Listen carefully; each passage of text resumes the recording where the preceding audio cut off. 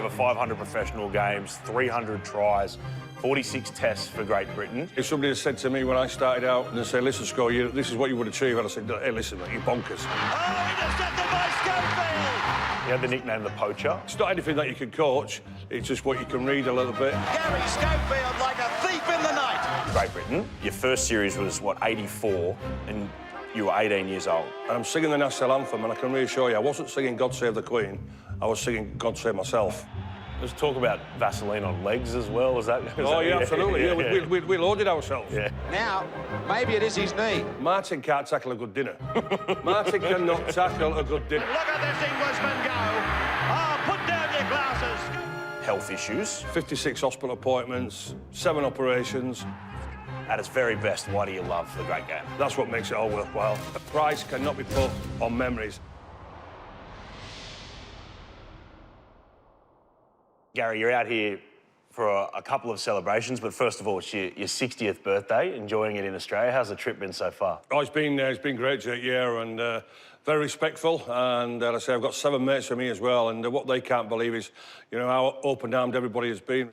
40 years since you made your Balmain debut. Does it feel like yesterday, or does it feel like a long time ago? No, it feels like yesterday as well, and I know my great mate Peter Sterling again, because I keep reminding him every time I see him.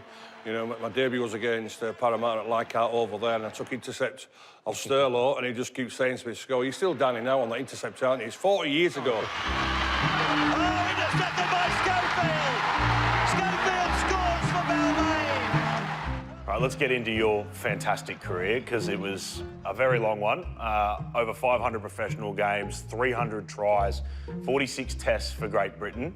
You captained the side on 13 occasions, and you were the youngest ever tourist in Great Britain history. How does that make you feel when you hear all that out loud? Very proud. And I say, if somebody had said to me when I started out playing as an 8-year-old and say, listen, Sco, this is what you would achieve, I'd have said, hey, listen, mate, you're bonkers. The massive influence on my career was my father. It was quite simple, Jake, right? My dad just said to me, when you go to training, just be the best that you can be, and when you play, be the best that you can be. And also, too, the most important one was, listen, son, don't you worry about anybody else, let them worry about you. There's Schofield on camera. He must be playing very well, Schofield. He's keeping a good player, Gavin Hanrahan, in reserve grade, so Frank Stanton must see a lot in him. You had the nickname the Poacher. Where did that come from? That came from Ray French, the great BBC commentator, and I took an interception for Hull. I went 90 yards, and that nickname stuck. Because I talked to Blocker about you, and he said you had this knack and you almost studied guys and you knew when they were going to throw them. How did you know where to be? Because I was patient. I knew they was going to throw it, whether it's going to be 5 minutes, 10 minutes, 45 minutes, because they used to look at me to see if I was coming out the line, and I thought to myself, no, don't worry, I'm watching what you're doing. I'm watching what you're doing, and when you think I'm not going to be coming for it, that's what I did. Coleman's long pass intercepted by Schofield. It's not anything that you can coach, it's just what you can read a little bit, and I took a few when I played in the NRL. Coleman is rambling, he cuts him out. Intercepted by Schofield. Don't worry about chasing. I don't think there's a hope in the world. Thank you, linesman. Thank you, ball boys. Such an instinct player, ad-lib, chip over the top. Things that, you know, maybe have been coached out of the modern game in a lot of ways. That was your style, right? It was, Jake, but also, too, what was massive for me, right? When I came out here as a 19-year-old, the year before I was playing for Great Britain, and Frank Stanton was the coach for Australia, and Frank was the coach at Balmain, and what was huge for me, Frank's first conversation with me when I got to the Balmain dressing room was, listen, you're here to score us tries, you've got a free roll. It was absolute music to my ears. Petherbridge. Yes! Schofield! He's got 32 to go! Conlon will score now! Davidson will score! I knew Blocker wanted to pass the ball. I knew Benny was going to go from dummy half and that sort of thing. Now to Brooks. Brooks goes over the top of them. Schofield! Schofield scores! I think the first season at Balmain I scored 12 tries, and then the second season finished the top try scorer with Phil Blake on 14. And it's Gardner. And the backing up of Schofield brings another try. All right, let's talk about your time in the New South Wales Rugby League first. How did you end up, a kid from the north of England, playing for Balmain? Keith Barnes, he contacted David Topless. David Topless played for the Tigers back in 1977, and he just said, listen, you know, we'd like to sign this young Schofield, you know, can you maybe ask if he's interested in coming playing over here? So once he mentioned it to me, came on the phone to Keith, and from there, the rest is history, as I say, and I decided to come in '85. Schofield, one of Peter Sterling's, I believe, best mates, is Schofield. And, of course, they debut for '85 against one another today. But then the week after, Jake, I got a real intimidation because Frank Stanton said to me, listen, next week, you're going to go to a place where you won't have played anywhere atmosphere before. We was going to Redfern. It was the first time I'd witnessed the rivalry and the hatred between my great mate Benny Elias and Mario Fennick. Fennick and Elias involved in a skirmish. Roberts pointing the finger at Popji and saying, you get out of it. Boy, oh boy, and I was marking, or he was marking me, Mick Popji, and, you know, I can't repeat what he was saying to me on the field, what he was going to do to this young English lad from there. It's still on for the Tigers. It's with Schofield. He scores again, Schofield. Do you have a favourite memory for your time on the field for the Tigers? Playing at Belmore, played against the Bulldogs, and I scored a couple of tries. It's been turned inside by Conlon for Schofield to score yet another Australian try.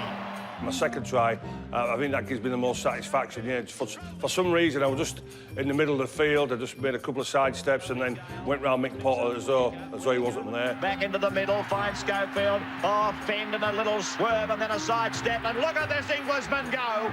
Oh, put down your glasses. Schofield scores his second. Well, what an amazing little player. Off the field, obviously, it was a great Tigers team, as you mentioned. You mentioned some real characters in there. Benny, Blocker, Ciro. What was the best memory you had around those guys off the field? The camaraderie, what we had. Even after training sessions on a Tuesday and Thursday and Saturday mornings, we used to go be behind the posts in the old stand there at Wimpy's Well. This is what's known as Wimpy's Well. You're welcome. You know, just in there for, you know, just for a drink and a hot dog and whatever, just after the game. It was just a great atmosphere. It was just a great camaraderie. Name a Balmain player from the modern era, and they've all enjoyed Wimpy's company under the old stand at Leichhardt. We were mates, and as we are still mates now, after 40 years. You saved a lot of your best football for Great Britain. Your first series was, what, 84, and you were 18 years old. 2 years before that, you're 16 watching the Invincibles run around, and then you're playing against them a couple of years later. When the Invincibles came over, we'd never seen anything like it before. You know, the 25-yarders from Wally. Oh, good long ball, and he's in. Mal Meninga. Mal Meninga, the size of him running. Gene Miles, the same size. The class of Sterling, the class of Kenny. And then 2 years later, I'm stood at the Sydney Cricket Ground. From the Sydney Cricket Ground, the first test, Australia versus Great Britain. And I'm singing the national anthem, and I can reassure you, I wasn't singing God Save the Queen, I was singing God Save Myself. Number 3 at just 18 years of age, the baby of the back line, young Gary Schofield from the Yorkshire coastal city of Hull. Between me and 10 yards away, there was Gary Jack, Eric Grove, Mal Meninga, Gene Miles and Wally Lewis. Was it intimidating? Without a shadow of a doubt. Straightening. He's got support. Away it goes. And the Great Britain is in to score. Gary Schofield, the 18-year-old setter. I did OK. I scored a try, but it was one of a wake-up call. And I learned very quickly that International Rugby League was very, very different to your normal club games.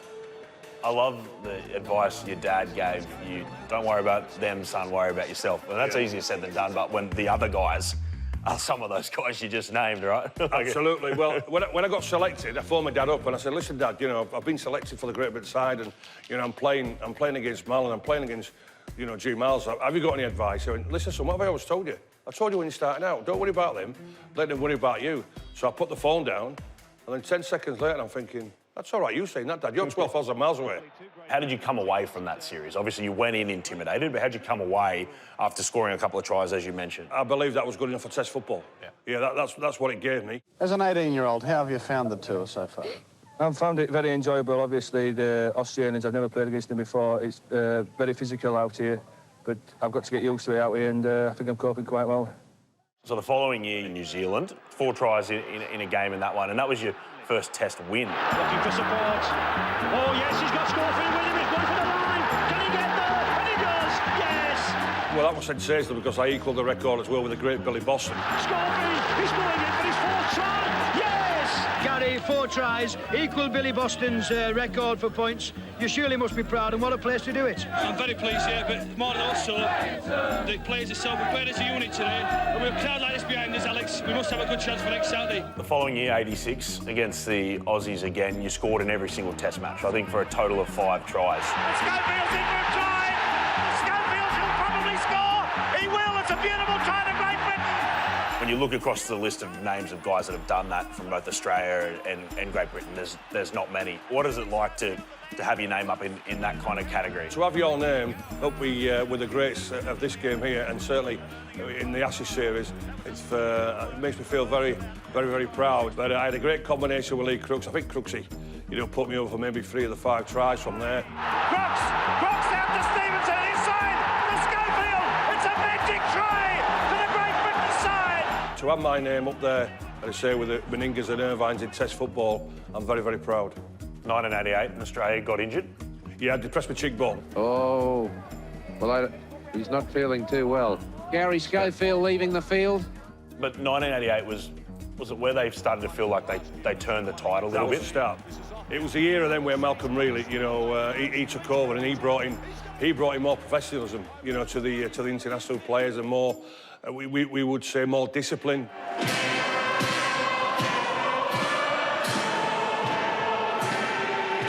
Right, 1990 rolls around, one of the great test series in history. You look at the crowd at Wembley, I think there was around about 76,000 from there, and I think if we can remember as well, before the kick-off, the Aussies would complain a bit that, we've already putting the Vaseline on the ball, so we were just trying to win the little battles, and that was one of them. But anyway, it didn't happen after because the referee checked the ball. There's talk about Vaseline on legs as well. Was that? Yeah, absolutely. Yeah. We loaded ourselves. Mr. Alain Sablereau has thrown the ball away at the Australians' request because Mal Meninga and Ben Elias saw that Ellery Hanley and Schofield had both come out with their knees coated in grease, and they wiped the ball all over their knees as they did at the kick-off at Wembley. And also the game plan, and it worked out very well, the first test at Wembley. What we did, we slowed the game down, i.e. by kicking the ball out to touch, because back in them days it was a scrum down. So we were kicking early on the tackle count, 3rd and 4th tackle, kicking it out, just walking to the scrums, getting our defence set, and that really, confused the Aussies. The second test rolls around, Old Trafford, it's tight. Talk to me about the tension on the field. Absolutely huge. We scored the first try from there, I think it was through Paul Dixon. Schofield, the dummy! Dixon's got support! Dixon will score! And you got back into it, you scored a spectacular try. I think it's about 12 or 13 passes, wasn't it? Lyons on his own. Now Belcher, good run. Elias, frenetic stuff from Australia. Stewart throws the dummy. Meninga, and it comes now to Eddinghausen. Eddinghausen with pace. Eddinghausen kicks in field, and Stewart, I should say, Lyons has scored. What a try! That is the greatest test try of all time. And then Ricky gives the intercept to Paul O'Loughlin, and he goes around about 40 yards. Oh, Loughlin, the intercept. Daly giving chase, but Loughlin will score. Loughlin has scored the try. But Lockers was our goal kicker. Anyway, and he said, I can't take it. I've just scored a try and, I just feel a bit of pressure. If I'd have known, or Joe Lydon, he'd have said that, then we would have taken the kick because it was the right side for the right-footed kicker. Yeah. Anyway, Paul Eastwood took it. Here's Eastwood moving in, and he's missed it. What a shocker. The game then got to itself level, 10 apiece, and then I kicked the ball into the corner. I went around about then, Jake, about 94 seconds to go. Almost no time left in the match. And I think it was on the 3rd tackle, wasn't it? And let me just tell you this. There's 15 players in the Great Britain squad. If somebody had come in the dressing room and said, listen, there's £15 million here. You've all got £1 million. Put it on a player who won't take a dummy. We'd have all stuck it on Lee Jackson. Ricky gets the ball. What does Jacko do? Takes the dummy. And the rest is history, isn't it? Stewart throws the dummy. Now Ricky Stewart's on his own. He's up to the halfway. He's waiting for Eddinghausen. He's got support. Eddinghausen's with him. They can go to Meninga. And Meninga scores. Oh, what a try. What a try. What a run from Stewart. And what a try. Meninga. That just literally drained us. We was in the dressing room after 14-10. How did we lose that? And the 3rd test then was 2 weeks later. we wasn't busted, but we were just so drained emotionally from a point of view was, we need to get up for this again. We've been so close, but yet so far. And then the Aussies again just showed their quality. Gary Schofield was close to getting the intercept. Now it's Australia, Meninga. Meninga will score under the post. Schofield nearly had a chance, but the green and gold supporters fly high. But I can reassure you, Jake, when we see Lee Jackson, we remind him badly of it, I can reassure you. So no one goes soft on him? No. Oh, no. No way, mate. No way, mate. And also as well, because I saw Martin's face-to-face. I was going to ask you about this. Yeah. Well, I saw Martin's piece when he did the face-to-face, and I can reassure you, Jake, right? Martin, he went off injured, didn't he? Yes. You know. Now, maybe it is his knee, in a terrible lot of pain. And he said, well, if he'd have been on the field, he'd have stopped it. Well, I can reassure you, and the lads would say it as well, Martin can't tackle a good dinner. Martin cannot tackle a good dinner, so he would not have stopped Big Mal. All right, he didn't maybe not at the pace of Carl Gibson, but I can reassure you, he would not have stopped Mal Meninga scoring that winning try. You didn't go on to win that series. You were drained, but you still won the Golden Boot that year in 1990 as the best player in the world. To win that award, when you talk about the calibre of players you played against, you played with in that series, that many regard as one of the greatest series ever, what did that mean to you? Oh, massive. When you look at the names on the Golden Boot as well, you know, the King himself, Brett, Sterlo, Mal, be part of that elite club, elite names, and, you know, immortals of the game, I feel very proud. Gary Schofield, what a great player. 26 test tries to his name. He will lead out the Englishman. 92 rolls around, and then you get the chance to captain Great Britain. I imagine a huge honour. Massive, you know, and lucky enough, that was my 4th Great Britain tour, you know, so to be a British Lion 4 times, you know, it's unthinkable, really. Schofield kicks to the end goal. It gets away, another one. Andrew Eddinghausen went ice skating. And again, Australia got the victory in the end, but you had a very good performance in Melbourne. Yeah. You gave him a bit of a touch-up. Yep. Man of the match, scored tries. Where does that rate in terms of your career highlights? All the players will tell you who played in that game, it's their best moment in their careers. Yep. But also as well, I'll just touch on Martin. In the first test, and we all know how quick Martin the Fire was, don't we? In the first test, because we was playing a game where we was playing with plenty of width. We set Martin clear twice. Eddinghausen caught him twice from behind. Unthinkable. He beats him. Eddinghausen, no, yes! How's that happen? Nobody can catch Martin Fire, but E.T. caught him twice. We felt as though that we should have maybe gone into the lead at half-time from there. Anyway, it didn't happen. Here goes Chariots again, and look at the pace. Over comes Eddinghausen. Can he stop him again? And yes, he does. You know, the Aussies beat us quite convincingly in that first test. But, yeah, the second test, that was all about self-belief. Schofield, great skill. A fire. Eddinghausen and the great chase. He will not get him tonight. Magic. Sensational try. At half-time, we were 22-0 up at half-time. It's the shortest conversation I've ever had from a coach, the great Mal, really, because he was our coach. His words at half-time was quite simple. Same again, boys. And that was it. Never said no more. Same again, boys. And as I say, we managed to win that second test, 33-10. I'm so proud of my fellas tonight. It's my second time catching against Australia together when I'm the proudest man in the Great Britain, I can reassure you. So you hold on to the captaincy for the back end of the year, right? There's a World Cup there that year. Yep. Now come the teams onto Wembley Stadium, and there's a man who is going to be a key for England, Gary Schofield. Again, it was another game that got away from us. You know, we lost it. We lost it 10-6. And one thing what you don't do, certainly with quality players and certainly quality centres, you don't show them the outside, do you? John Devereux showed Stephen off. He showed Stephen off the outside. Kevin Walters delivers to Reynolds. Here comes a try. Reynolds scores. How much over the course of all those things that we've talked about, so many wonderful Ashes series, but just couldn't get over the line to clinch that series? Like, 30, 40 years on now, how much does that still sit with you, or have you let it go? It sits with all of us, Jake. It sits with me, it sits with Ellery, it sits with Greg, it sits with Edwards, it sits with Lee Crooks, it sits with Martin Fire. It's one of our massive disappointments. Bobby Beardmore along the line. Oh, and an interception by Gary Schofield. Chapman's going across to try and nail him. Schofield's got 40, 50, 55, 60 yards, and Schofield is in for the first try. Let's talk about your Super League career. You started as a 17-year-old at Hull. Again, the coach, Arthur Bunting, you know, he just said to me, hey, listen, I'm not telling you how to tackle, I'm not telling you, you know, how to do this. He said, you're here to score us tries. And their teenage tourist and the league's leading try scorer is Gary Schofield, the centre with 34 tries this season. 107 tries in 122 games for Hull. That's an insane strike rate. It is, and but as I say, the players who I played with made it a hell of a lot easier for me, Jake. And Leeds have invested heavily in Gary Schofield to bring back glory to the club. To survive with the biggest in rugby league, you need a large chequebook. And no one doubts he's a great player. World record transfer at the time, fee from Hull to Leeds, £170,000, which I got ChatGPT to figure out the math, but it's $1 million Australian today. He's got Schofield with him. Is Schofield going to score his debut?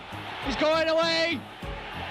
Bonapper's chasing and Schofield goes in. 250-odd games for Leeds, almost scored 150 tries as well.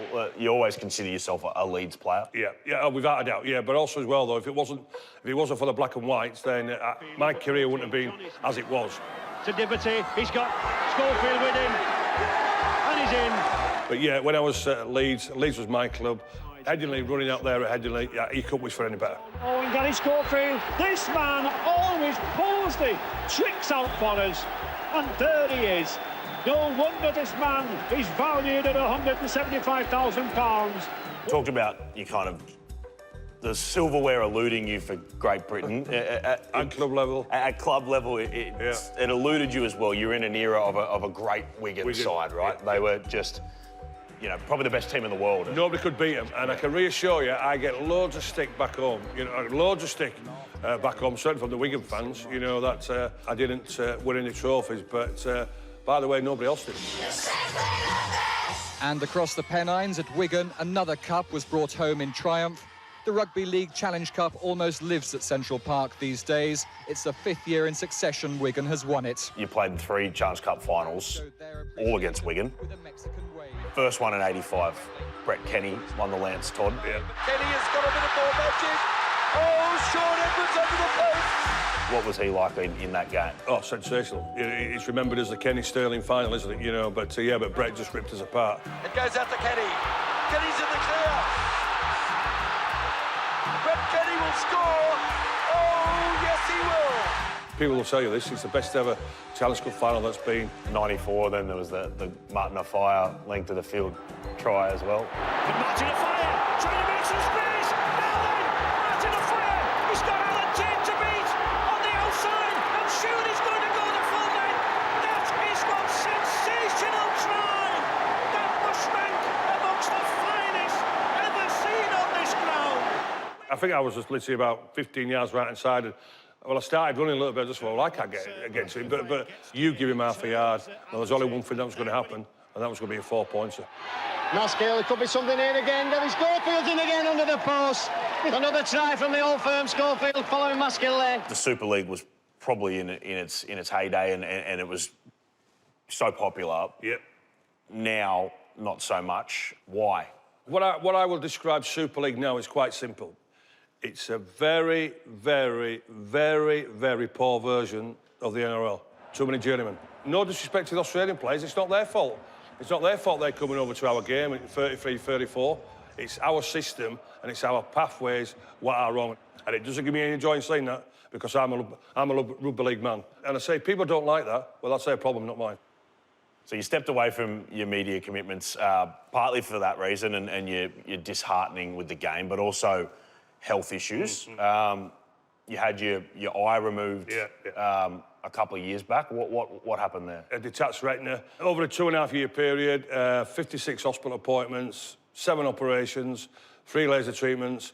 Anyway, they removed it in September 2022, and here I am today. And I say then also as well, 2 years ago I was diagnosed. I had all the tests for, obviously, with a brain issue, so I got diagnosed with brain damage too. So, but listen, Jake, it is what it is. Live day by day and enjoy my life. I've heard you talk about that you had really bad headaches, really bad pain. It was quite detrimental to your life. I have been asked a question regarding, you know, taking my own life, and if I'm honest with you, I've fought and fought and fought, and then just went, no, come out of it. Just step out of it. Just step out of it. There's people in a worse position than what you are.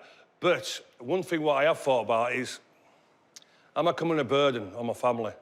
Am I becoming a burden on people myself? Because I don't want to become a burden, you know. So that's one question I've asked a few times, you know, from a point of view. Would people be better off without me being here? It's confronting thoughts to wrestle with. It is what it is, Jake. There's nothing I can do about it. I can't change anything. The damage to your brain, are they worried about a decline? Yeah, it will happen. Yeah, it will happen. But however long that will take, it's in the lap of him upstairs. Yeah. I've got my 2 lovely kids in Danielle and Jonathan, you know, my daughter and my son, and I've got my 3 great grandkids. I want to hopefully see them get them their first drinks, get them their first pints, and what I want to do certainly for my 2 grandsons. I say one's 12, one's 8. In 10 years' time, you know, I'll be 70. I'm hoping to bring them out here with the father. I'm getting goosebumps now thinking about that from there, but I'm hoping that I can bring out my 2 grandsons in 10 years' time. I know you've said that there's parts of you that's disheartened with rugby league these days, but at its very best, why do you love the great game? At my 60th birthday party celebration at South Juniors, what my great mate Craig come and put on for me, that's why it's all worthwhile. When I'm seeing the Balmain players from there, when Les Davison was there, Darren Brown was there, that's what makes it all worthwhile. The price cannot be put on memories, and the memories what people have given me from my Balmain days to my Western Suburbs days to when I played against Australia has blown me away, and I will never, ever forget it as long as I live. Well, it's been a pleasure having you here. I hope you've enjoyed your trip, and we look forward to seeing you again in 10 years. Thanks for sitting down with Fox League and talking about your wonderful career. Jake, thanks for asking me. Thank you very much. Thanks, Gary. Thanks, mate.